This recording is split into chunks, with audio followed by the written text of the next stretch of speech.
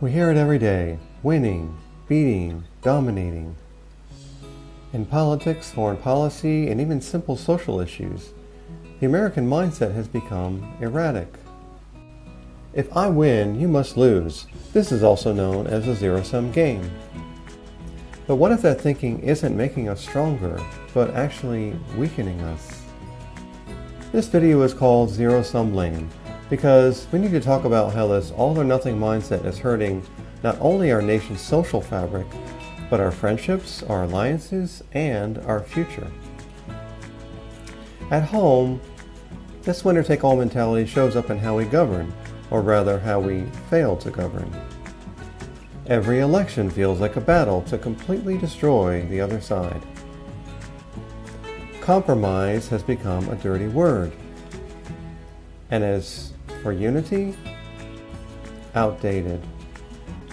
We no longer see political opponents as fellow Americans, we see them as enemies. This thinking bleeds into everything: race, religion, climate, education. Everything has become a battlefield with no room for shared values, mutual respect, or long-term vision. In this zero-sum America, your neighbor losing their job somehow feels like your win. Another state receiving federal aid feels like a threat to your own. But the truth is, when the country loses trust, empathy, and cohesion, we all lose. Now, let's talk about the global impact. America used to be respected, even admired, by many around the world. But now, we're seen as unstable and unreliable, erratic, self-serving. Alliances we spent decades building, NATO, partnerships in Asia, trade relationships with Europe and Latin America, are fraying because we treat them as transactional. Instead of long-term diplomacy, we pursue short-term wins. We demand loyalty without offering stability. That's not leadership. It's bullying.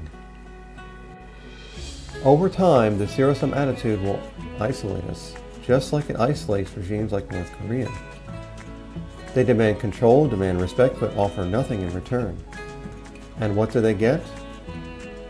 Few allies, no tourism, no investment, only fear and walls closing in.